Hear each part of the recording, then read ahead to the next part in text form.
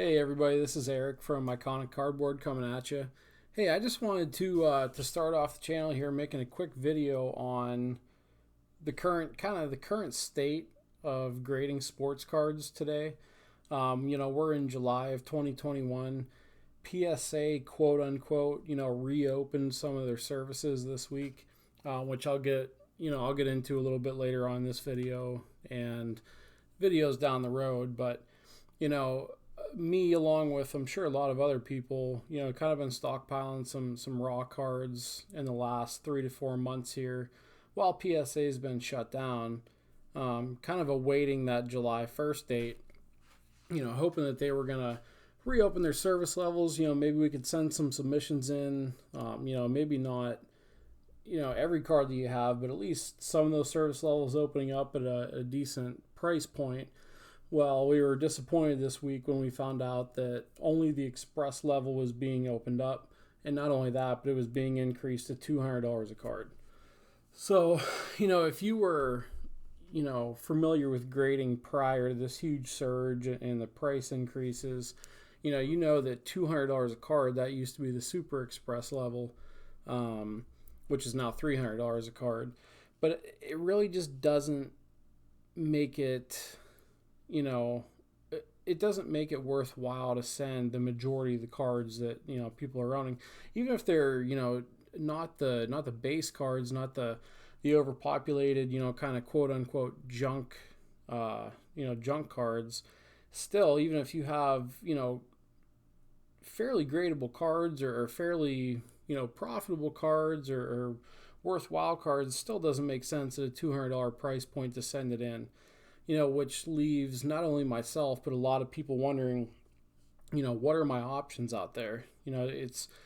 I had to decide this week, do I want to just go ahead and sell a bunch of these cards raw, cards that I think would grade fairly well, but, it just makes more sense right now to free up some funds as opposed to holding on to cards for months and months and months. And God knows when PSA will open back up at a decent price point. So you're basically faced with the fact that, do you sell raw? Do you hold on to them for a lengthy period of time and keep money tied up and keep resources tied up? Or, option number 3, do you go looking for another grading company? Which, I think more and more people are starting to become open to that idea, but they just don't really know they might know what's out there, but they don't know, what's my best option?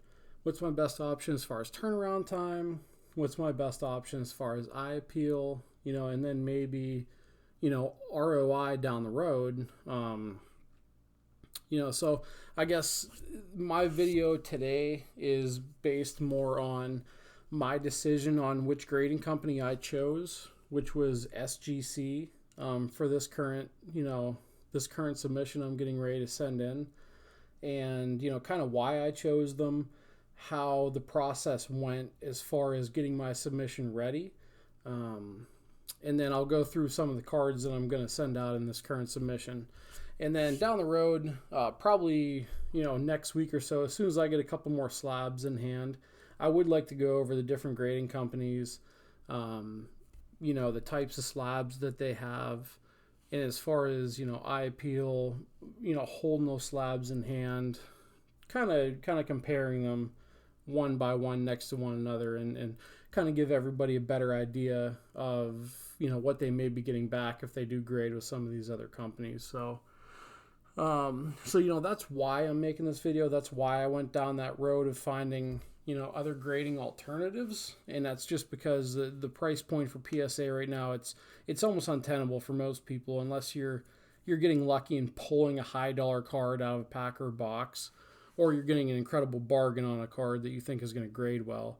It's just almost not worth it to take that $200 risk right now, which, that's, I don't want to say that's what PSA wants, but, they want to open up more levels. I get it. But they're also still trying to discourage people from slamming them with those low dollar cards, which, it's understandable. So as I said, the grading company that I chose to go with was SGC.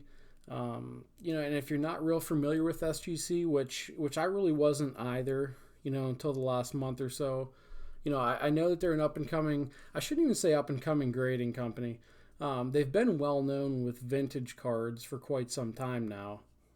But they're really starting to make a name for themselves with modern cards and ultra modern cards. And I think, especially with everything going on at PSA, they're kind of finding their window of opportunity, not only to continue to make a name for themselves, but to offer, affordable pricing and solid turnaround times to kind of maybe, make that run to compete a little bit more with PSA. So, I don't have a slab in hand right now. I have one on the way. But I have had SGC slabs in the past. I have owned them and I really like them. They were cards that I bought, aftermarket after they've already been graded. But the tuxedo, that's what they call them, the tuxedo slabs. They have the black borders. They have a slimmer profile. They're very slick with certain looking cards. So, and a lot of the cards that I chose to get graded, I think they're going to look great in those tuxedo slabs. And, the other reason that I chose to go with them was that they did, I think it was about a month and a half or so ago, they lowered their price point back down to $30 a card, which is that $30 a card, that's for their like 20 to 25 business day turnaround, which is, if they're hitting that turnaround time, is incredible right now, based on what you're dealing with over at PSA and some of the other companies, which I don't want to get into the other companies a whole lot in this particular video, but, when I go over those turnaround times, in the next video, you're going to see that SGC is like head and shoulders above the rest right now. So that was my other, reasoning for going with SGC.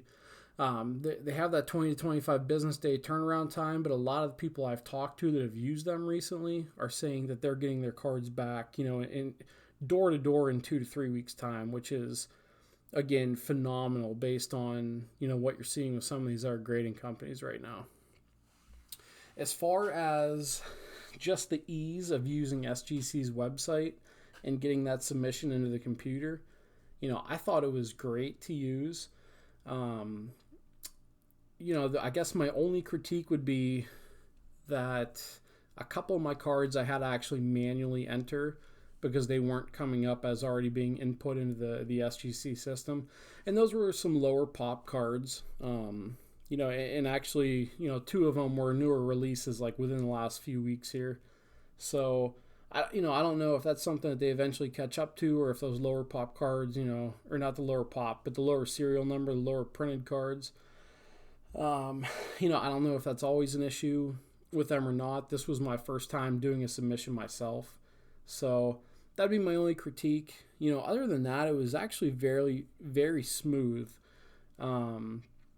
You just type in, search for your card. You'll choose the one out of the list, and then you'll put your dollar value, your estimated value amount on it, and you can add it on. It does a very nice job on the website of walking you through the process and kind of telling you what to do step by step. So I thought that was nice. And then, finally, the one thing that I really like, some people may find this as an advantage or a disadvantage, but SGC, when you actually go ahead and put the submission in, you're going to go ahead and pay for your submission right then and there. It can be a disadvantage if maybe you don't have the cash on hand at that exact moment. But me, personally, I would much rather just get charged right from the get-go than constantly wondering when my grades are going to pop and when that money is going to come out of my account. So, again, it depends on how you look at it. It depends on your current, financial situation. But to me, I like that. I like that the money came right out. Now, all I have to do is ship my cards, sit back, and wait for them to come back. And then the last thing here, as far as the submission itself goes, the packaging process seems fairly easy. Just like any other grading company, they want your cards in a penny sleeve and a semi-rigid. And then you're gonna print off this invoice number or this invoice page and just throw it in the package. So, there's not 10 different copies that you have to worry about. This is my copy, this is their copy. You don't have to fill anything out on here. It literally just has your billing information. Once you have it in, it's going to have, your list of cards. It's going to have your whole list in there. So you're going to go ahead and just throw this in with your cards. Has your order number, your customer information, and they're going to take it from there. So I thought that was another nice feature. PSA is the only other company that I've used, fairly regularly. They're not bad. It's really not too bad, but if anybody's ever submitted with PSA before, that, they have those submission forms and you're printing out like 6 different pages and you need to figure out which one goes to them, which one stays with you. And, so I thought that was kind of nice with SGC. It seems very streamlined and very simple to do. So that was kind of why I chose SGC, and just a quick breakdown of how the submission process goes with them. Now I'll show you. I will go through I'm only submitting 9 cards here. These are ones that I thought would look, pretty good in an SGC slab. And, I didn't want to submit every raw card that I had. I did hold a few back, but I feel like these would look pretty decent. And, when it came down to it, it just came down to, again, do I want to hold on to a ton of raw cards and hope the PSA opens up in the future here? Or, send these in, get a pretty quick turnaround time, and be able to move some of these cards and free some funds up for, some other purchases I want to make. So I'll just go through some of the cards that I did choose here. So the first one, this is a Jalen Hurts Prism Black Silver Prism. And I think I have several of these Prism Blacks that I'm submitting to SGC. And I think they're going to look just absolutely phenomenal in those tuxedo slabs. So that, you see this one, it's actually pretty well centered for these Prism cards. I've seen some god awful Prism as far as for 2020 in the centering. So the centering's good. The surface looks very clean to me. I didn't see any issues with it. I didn't notice any dimples. So this is a card that I expect to come back with a pretty high grade for me. Next card here. So this is a Jalen Hurts Premier Level Cosmic. I got these out of one of the Panini's Rewards packs. And, I kind of had to make a decision right away. Do I want to throw this on eBay right now, sell it, as soon as it came out, or do I want to get it graded, hopefully boost the value a little bit? And I ultimately decided that I did want to grade it. Now, I pulled this out of a pack right before that July reopening for PSA, so I was really hoping that I could send it into PSA because the card is super clean. The centering looks good on it. I think it's going to grade really well. But then when PSA opened up at that $200 price point, I just didn't think that the risk reward was there for a Hertz card right now.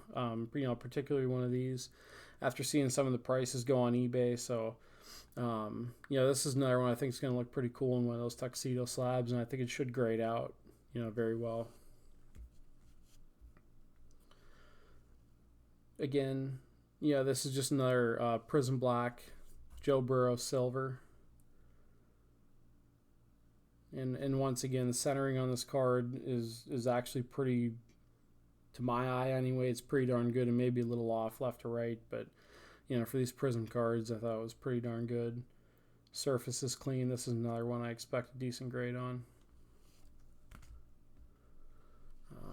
I also have a Joe Burrow base. And again, I just love these Prism Blacks. I think they're going to look phenomenal in the tuxedo. Next one here. So this is another one. I picked this up in the off season. I really wanted to get it graded with PSA, but again, I just didn't feel like the risk reward was there for this type of card, especially considering this is more of a prospective play to begin with. But this is his Red Prism Select, numbered out of 99. Yeah, I think Wentz cards have a real potential this year to do something decent with the change of scenery, and hopefully he'll get it going with a new team. Yeah, Joe Burrow Optic Hollow. Centering is great on this card. Surface is clean. You know, and I think this is another one that should look pretty slick in the tuxedo, so I'm excited to get this one back. Last few here, we got Justin Herbert, Prism Black Silver. Centering is a touch off on this, but everything else is pretty solid on it. And again, just not a card that I wanted to take the $200 risk right now. And then the last two, this is one that I've just been holding on to. I really wanted to get it into a slab. You know, Deshaun's stuff is iffy right now. I'm definitely not going to, you know, pay a huge price to get this graded. But for $30, you know, I think it'll grade well. And, you know, depending on what comes up in the future here, it'll be a decent card to have. All right, and then the last card here, this is another one that I've just been holding on to for the last, you know, 3-4 months here. Wasn't real sure what I wanted to do with it. It's a Zion, you know, select premier level tricolor. You know, it's not really picking up the color too well on the camera there, but yeah, this is another card that I think might be a little off, you know, left to right centering, but otherwise it's very clean. Yeah, it's just, I think it's another card that's going to look pretty awesome in an SGC slab versus, you know, just holding on to it and trying to sell it raw. So, yeah, so those are the cards I'm sending in. I look forward to, you know, hopefully this great turnaround time that I've been hearing from SGC. These cards are going to go out into the mail tomorrow. You know, I'm crossing my fingers I'll have them back, you know, in that 1 month period that most people are tending to report right now. Now, I don't know, with the news, the PSA didn't fully reopen this past week here. I don't know if that's going to cause an influx of cards with SGC. That may very well happen. That could impact the turnaround times. But I'm looking forward to sending these off this week. I'll make another video when I get them back.